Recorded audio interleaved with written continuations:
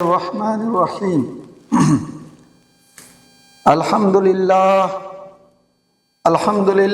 نحمده ونستعینه ونستغفره ونؤمن به ونتوکل علیہ ونعوذ باللہ من شرور انفسنا ومن سیئات اعمالنا من يهده الله فلا مضل له ومن يضلله فلا هادي له ونشهد أن لا إله إلا الله وحده لا شريك له ونشهد أن محمدًا عبده ورسوله أرسله بالحق بشيرا ونذيرا بين يدي الساعة من يطع الله ورسوله فقد رشد واهتدى ومن يعصهما فإنه قد غوى وإنه لا يضر إلا نفسه ولا يضر الله شيئا إن خير الحديث كتاب الله وخير الهدي هدي محمد صلى الله عليه وسلم وإن شر الأمور عوازمها وإن خير الأمور عوازمها وشر الأمور محدثاتها كل محدثة بدعة وكل بدعة ضلالة وكل ضلالة في النار أما بعد أعوذ بالله من الشيطان الرجيم بسم الله الرحمن الرحيم وما محمد أبا أحد من رجالكم ولكن رسول الله وخاتم النبيين ربنا آمنا بما انزلت واتبعنا الرسول فاكتبنا مع الشاہدین۔ محترم حاضرین جمعہ، میں ادھر مسلسل کئی جمعہ سے رسول اللہ صلی اللہ علیہ وسلم سے محبت اور اس کے تقاضے اس پر بات کر رہا ہوں۔ میرے پیارے بھائیوں، ہم کو ایک چیز بہت ہی واضح طور پر معلوم ہونی چاہیے، وہ یہ ہے کہ حضرت محمد مصطفیٰ صلی اللہ علیہ وسلم اللہ کے آخری نبی ہیں، آخری رسول ہیں۔ اب کوئی نبی اور رسول آنے والا نہیں ہے۔ یہ بات بہت ہی واضح ہونی چاہیے ہمارے دل دماغ میں، اور رسول اللہ صلی اللہ علیہ وسلم سارے انسانوں کے لیے رسول ہیں، دنیا کے سارے انسانوں کے لیے، چاہے وہ ان پر ایمان لائے یا نہ لائے، لیکن وہ سب کے رسول ہیں۔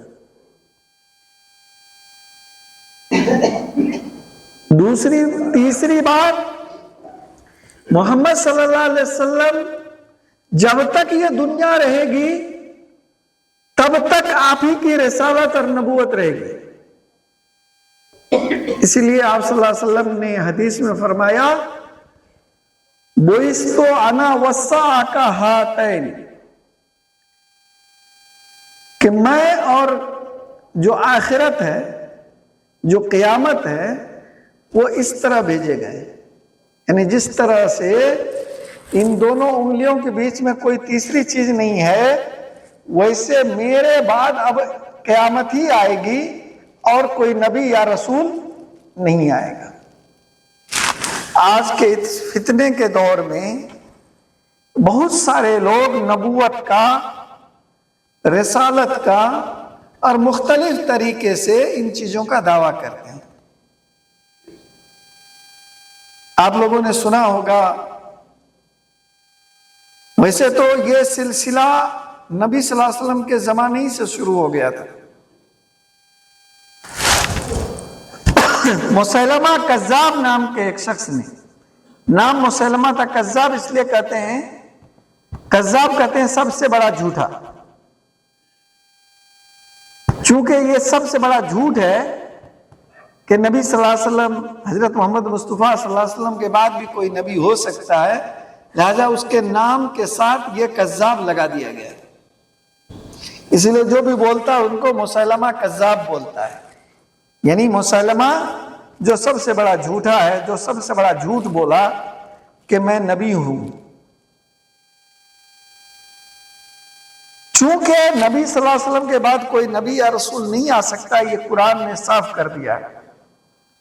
قرآن نے، میں نے ابھی آیت پڑھی ہے، کہا کہ محمد تم میں سے کسی مرد کے باپ نہیں ہیں،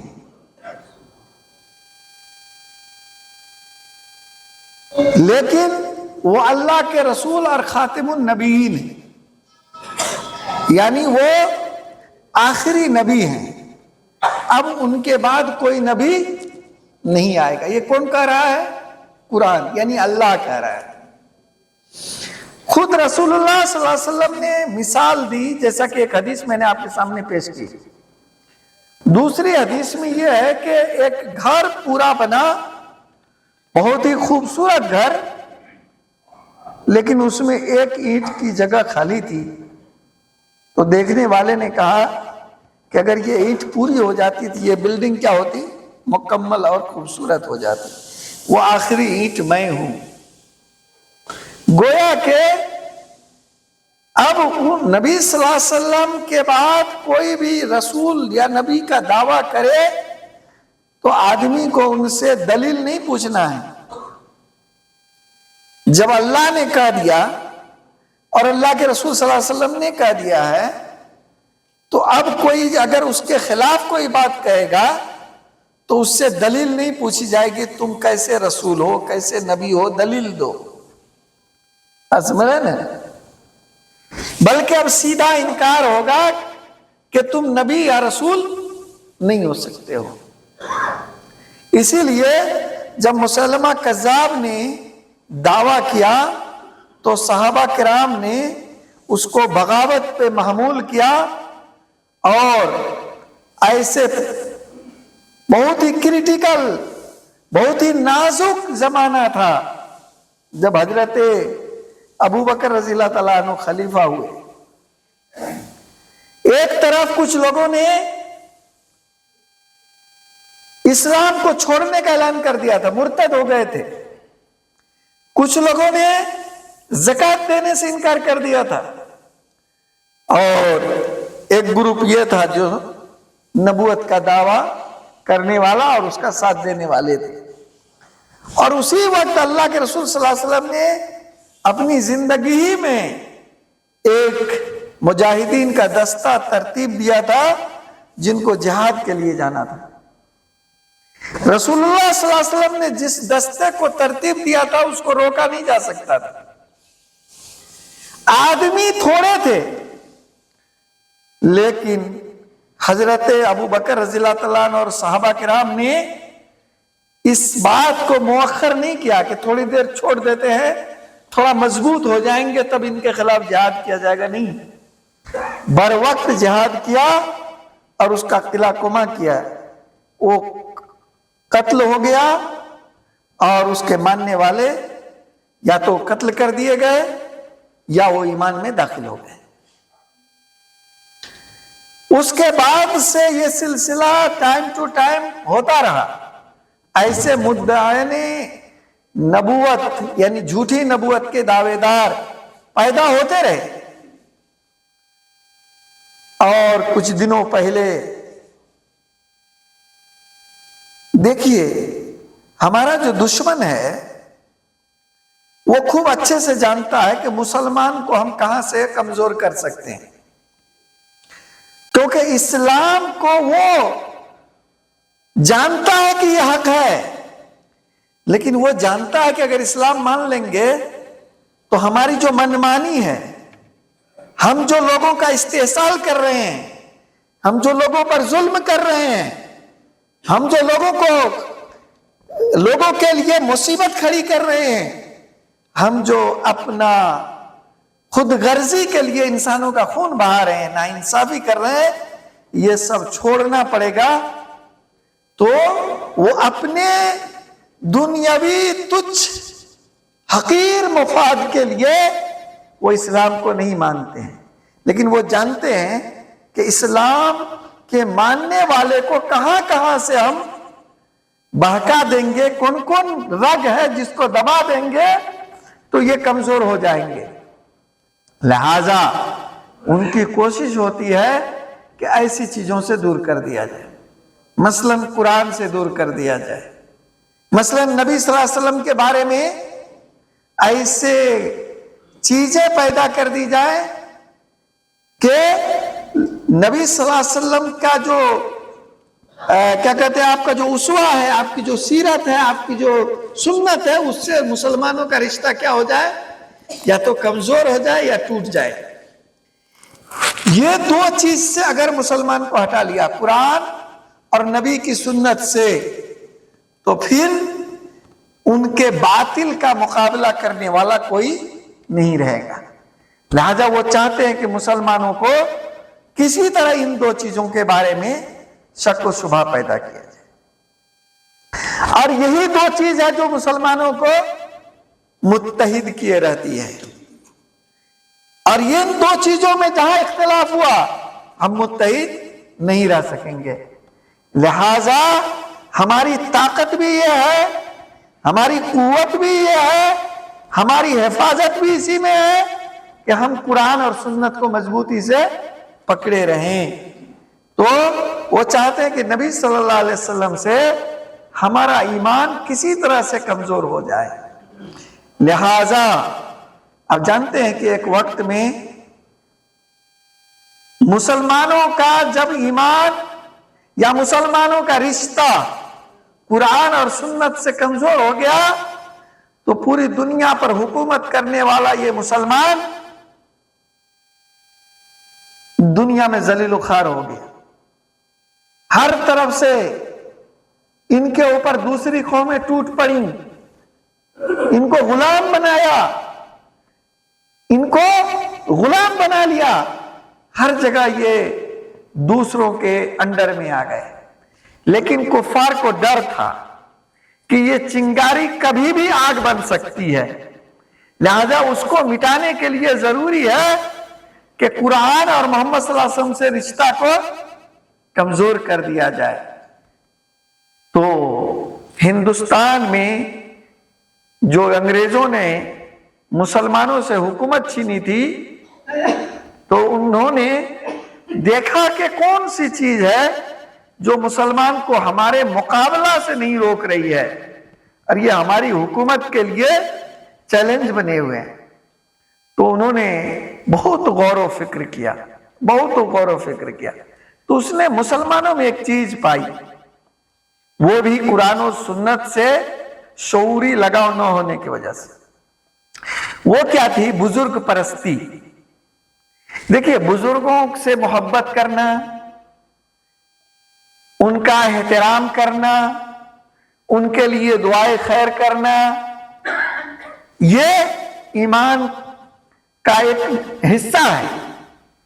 اس سے نہیں روکا گیا کسی کو کہ آپ بزرگوں سے محبت نہ رکھیں، آپ ان کی قدر نہ کریں، آپ ان کے لیے دعائیں نہ کریں، لیکن آپ ان پر اندھ وشواسی کی طرح انہی کو اللہ رسول کا مقام نہ دے دیں. اس سے روکا گیا ہے. تو دیکھا کہ یہ تھوڑا سا ہندوانہ اثر کی وجہ سے اس کے اندر اندھ وشواس پایا جاتا ہے، تھوڑا جذباتی ہے یہ قوم. یعنی ذرا سا کوئی ایسا دکھا دیا گیا چمک دمک، بس یہ اس کو بڑا سا مان لیتی ہے.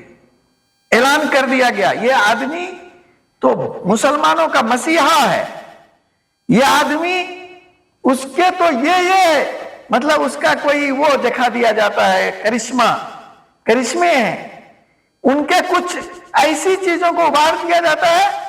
اب وہ بجائے اس کے کہ کوئی ٹھیک ہے بہت نیک آدمی، بہت اچھی بات ہے، نیک ہے تو کیا ہو گیا، اب ہم اس کی عبادت کرنے جائیں گے کیا؟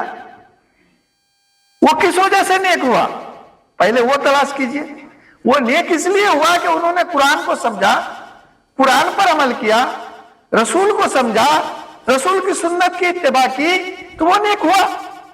اگر آپ کو یہ معلوم ہو جائے فلاں بہت نیک ہے تو آپ بھی اس کا طریقہ اپنائیے, اور طریقہ یہ ہے کہ آپ قرآن اور سنت سے اور جڑ جائیے, بجائے اس کے کہ آپ بس جائے جائے کار انسانوں کی لگانا شروع کر دیتے ہیں. بات سمجھ رہے ہیں نا؟ اس پر اس سے پہلے میں بات رکھ چکا ہوں. یہ جو جذباتیت ہے نا, ترنت انسان کو خدا بنا دینا, ترنت انسان کو انسان سے اوپر دیکھنا, ترنت انسان میں بڑی کرشماتی چیزیں ڈھونڈنا, یہ بڑی خطرناک چیز ہے ایمان کے لیے. مسلمان ان جذباتی چیزوں میں نہیں آتا ہے. مسلمان تو بہت ہی سوچ سمجھ کر کے کام کرتا ہے. یہاں تک کہ کہا گیا مسلمانوں کے بارے میں کہ قرآن کو بھی غور و فکر سے پڑھتا ہے, اس پر اندھے بہرے ہو کر کے نہیں گر جاتا ہے. سمجھ رہے ہیں؟ تو مسلمان جو ہوتا ہے بہت ہی سنجیدہ اور متین ہوتا ہے.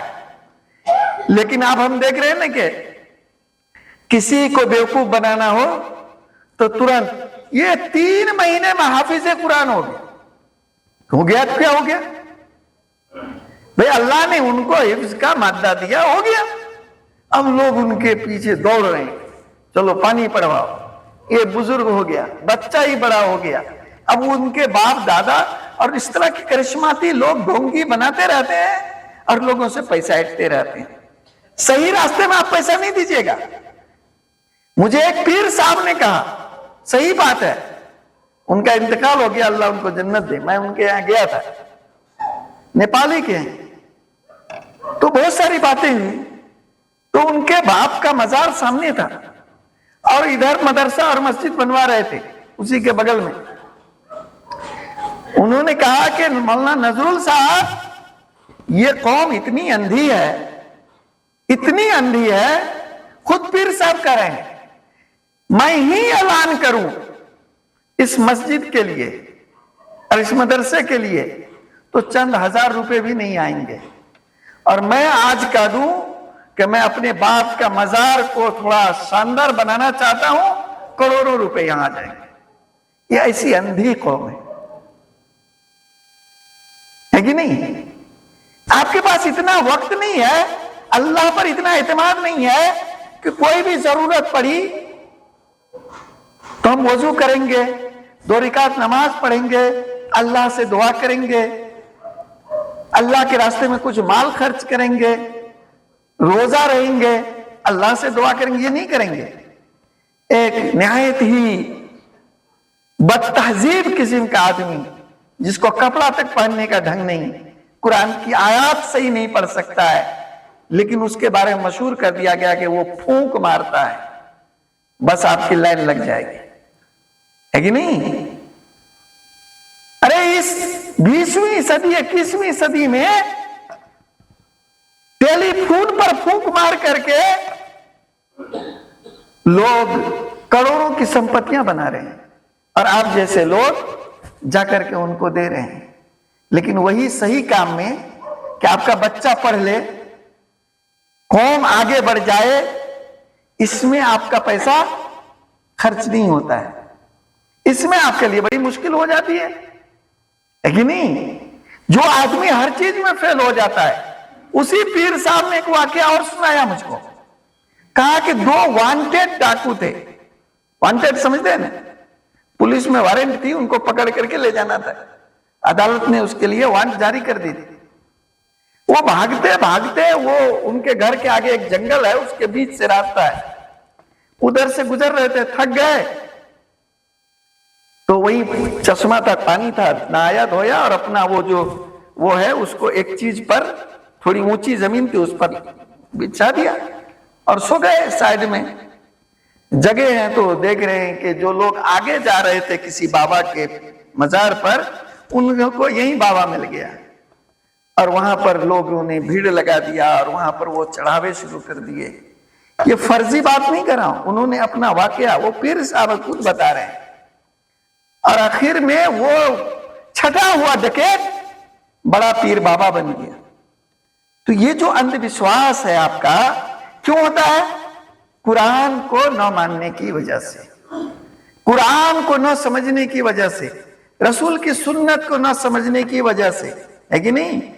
حضرت خالد بن ولید رضی اللہ تعالیٰ عنہ جب مکہ فتح ہوا تو ایک معبد تھا، اس کو توڑنے کے لیے بھیجا تو لوگوں نے کہا کہ اس میں کوئی جن بھوت یا کچھ دیوتا رہتا ہے، تو انہوں نے اس کو توڑنے لگے تو اس سے ایک عورت جو بالکل وہ اس میں اندر پوجا پاٹ میں اپنا جو بھی ہو وہ کر رہی تھی، لنگی پھنگی ایک دم، وہ نکل کر کے ایک دم بڑا بڑا ناخن اور ادھر بڑی، آپ ہم جیسے رہتے تو بھاگ جاتے، کہتے او ہو باپ رے دیوتا دیوی نکل آئی۔ انہوں نے تلوار لیا اور سیدھے کاٹ دو ٹکڑا کر، کیونکہ ان کو ان چیزوں پر اعتماد نہیں تھا، وہ اللہ پر اعتماد رکھتے تھے۔ یہ جن بھوت کا کر سکتا ہے انسان کا؟ تو یہ عقیدہ کی کمزوری، انسانوں کو خدائی کا درجہ دینا، تو یہ میں اس لیے اتنی باؤنڈری باندھا ہوں آپ کو کیا بتانے کے لیے کہ یہ نفسیات کا مطالعہ کیا گیا۔ اس کے بعد کیا کیا، یہ جو مرزا غلام احمد ہے، اس کے باپ دادا پہلے ہی سے انگریزوں کی نوکری کرتے تھے، کسی نہ کسی، کوئی گھوڑا بان تھا تو کوئی کسی اور جاب میں تھا، تو دیکھا کہ لڑکا ذہین ہے، اس کو اپنے اس میں اپنا اس سے کام لیا جا سکتا ہے، سمجھ رہے ہیں؟ کچھ نہیں ہوگا تو مسلمان دو حصوں میں بٹ تو جائے گا، لہذا اس کو ایک طرح سے وہ کر کے پیش کیا گیا، کیا بزرگ بنا کر کے، مسلمانوں کا مسیحا بنا کر کے۔ اب ان کے ارد گرد لوگوں کو جماوڑا ہونے لگا۔ اب جب عیسائیوں سے اس وقت بڑے مناظرے ہوتے تھے، عیسائیوں کے مناظرے میں ان کو ہر جگہ کیا کیا جاتا تھا، ان کو جتا دیا جاتا تھا، گویا مناظرہ یہ جیت جاتے تھے۔ اب تو مسلمانوں میں ہو گئی جائے جائے گا۔ اب بتائیے صحابہ کرام میں یہ بات تھی؟ حضرت عمر، ابو بکر رضی اللہ تعالیٰ عنہ، حضرت عثمان غنی رضی اللہ تعالیٰ عنہ، حضرت علی رضی اللہ تعالیٰ عنہ، حضرت علی، ان لوگوں سے بے مثال ایسے کام ہوئے تھے جو عام عقل حیران رہتے تھے۔ کوئی جے جے کرنے جاتا تھا ان کا، پھول نچاور کرنے جاتا تھا ان پہ، وہ کچھ کہہ دیتے غلط تو مان لیتا۔ میں نے اس سے پہلے مثال دی تھی کہ حضرت عمر رضی اللہ تعالیٰ عنہ نے جب یہ فرمایا کہ اگر میں کوئی کام ایسا کروں جو شریعت کے خلاف ہو تو تم کیا کرو گے؟ تو ایک نوجوان کھڑا ہوا اور کہا تلوار کی نوک سے سیدھا کر دوں۔ ان سے بڑا کوئی بزرگ تھا، کسی نے کھڑے ہو کر کے کہا کہ اتنے بڑے بزرگ کے شان میں گستاخی تم نوجوان کو کرنے کی کس نے ادھیکار دیا؟ کہا نہیں نا۔ لیکن آج کیا ہے، بزرگ کے اوپر پھول نچھاور کیا جاتا ہے، اور وہ بڑھتے بڑھتے یہاں تک پہنچ جاتا ہے کہ آپ اس کو سوچ بھی نہیں سکتے، اندھ بھکتی کا انتہا۔ تو اسی طرح سے ان کو بڑا ہیرو بنا دیا گیا مسلمانوں نے۔ جب خوب بڑا ہیرو بن گیا تو اب گریجولی ایک کتاب لکھی لکھائی دی گئی، سب سے پہلے ان کے ماننے والوں سے ایک دعویٰ کروایا گیا، اور اس کی طرف سے پہلے کہا عیسیٰ علیہ السلام کی موت کا اعلان کر دیا، گویا کہ ہم لوگوں جو مسلمان ہیں وہ اس بات پر ایمان رکھتے ہیں کہ حضرت عیسیٰ علیہ السلام مرے نہیں، زندہ آسمان پر اٹھا لیے گئے۔ انہوں نے کہا کہ وہ مر گئے۔ پھر جو عیسیٰ مسیح ہے موعود آنے والے ہیں، پہلے مہدی ہونے کا اس نے دعویٰ کیا۔ مہدی کی جو واضح نشانیاں علامات ہیں وہ حدیث میں موجود ہیں، لیکن حدیث پڑھیں گے تب نا۔ کیا ہو گیا؟ فین چلائیں گے، چلا دیں گے، اوپر چلائی نا، اوپر۔